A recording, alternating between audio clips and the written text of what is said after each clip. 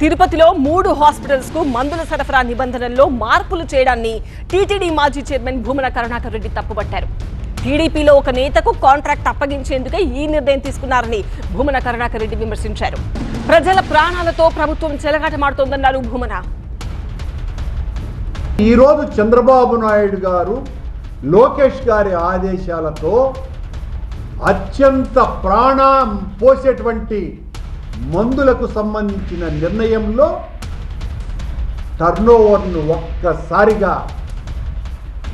ఆకాశం నుంచి పాతాళానికి తీసుకొని వచ్చినారు.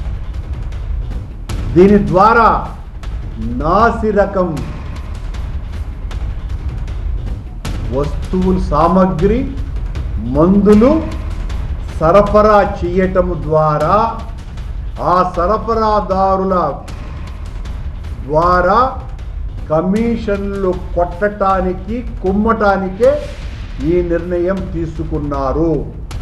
ఈ అజ్ఞాత కమిటీ, అజ్ఞాన అవినీతి కమిటీ ఏదైతే ఉందో, సిఫారసు చేసిందో, ఆ కమిటీలోకి సంబంధించినటువంటి వాళ్ళు ఈ సరఫరాదారులుగా మారబోతున్నారు.